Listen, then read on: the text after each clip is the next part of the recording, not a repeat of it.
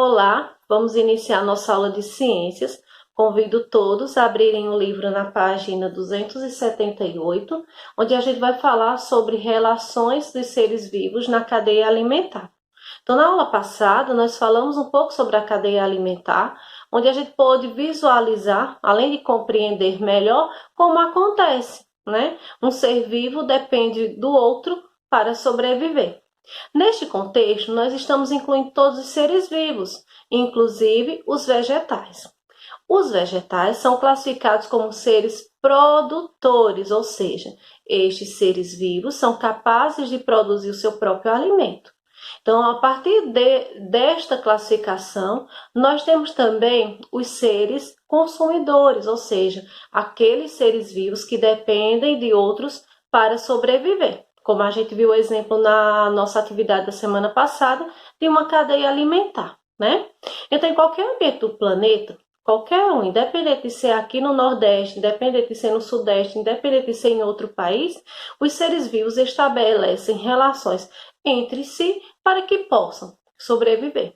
Além disso, eles irão se alimentar, se reproduzir e, o principal de tudo, obter energia. Como que o ser vivo obtém energia? Principalmente através da alimentação, não é verdade? Pois bem, então, em algum momento, eu tenho certeza que a gente fica com dó, né, de um animal ter que sacrificar outro para se alimentar, mas faz parte da cadeia alimentar. Então, essas relações, elas são necessárias, né, para a sobrevivência e, assim, a obtenção da espécie, né, para que a espécie perpetue, ou seja, não acabe. Assim, se forma a cadeia alimentar, que é representar a ação de uma sequência que os seres vivos têm de se alimentar. Nem todos os seres vivos se alimentam da mesma coisa, né? Então, por isso que existe esse processo e essa denominação que é chamada de cadeia alimentar, que a gente já falou na semana passada, que nós também vimos alguns exemplos. Desta forma, os nutrientes e a energia são transferidos de um organismo para outro, não é verdade? Ou seja, através da cadeia alimentar. Nós temos um exemplo aqui, ó, uma representação esquemática de uma cadeia alimentar, onde nós temos a planta, né? A planta é considerado o ser produtor. Depois disso, nós temos o gafanhoto, que está se alimentando da folha, que serve de alimento para o sabiá, e este serve de alimento para a águia, uma ave de rapina que, portanto, é carnívora.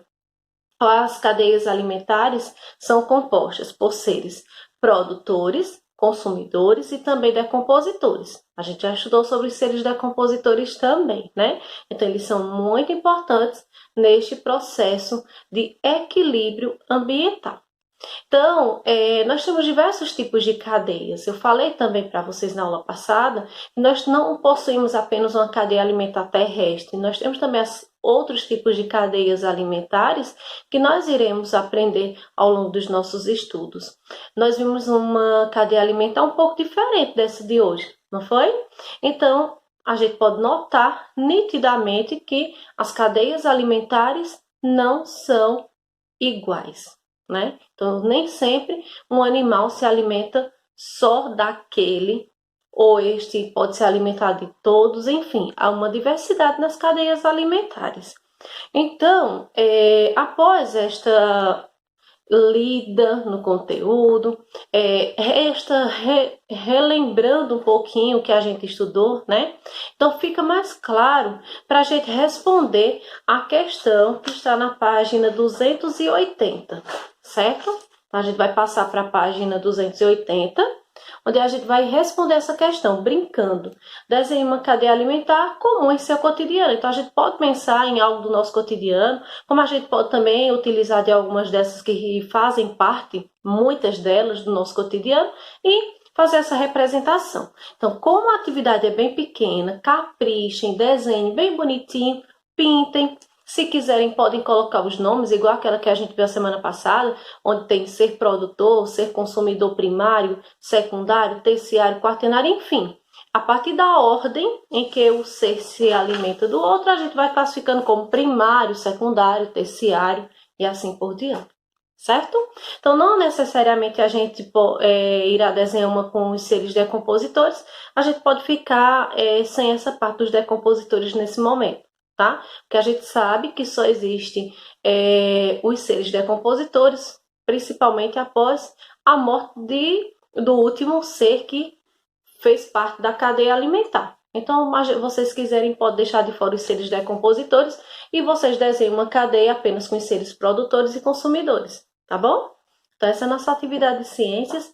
Eu tenho certeza que nós iremos aprender muito mais sobre cadeia alimentar, inclusive na próxima semana a gente vai focar bem mais nesses seres produtores, consumidores e decompositores, ok?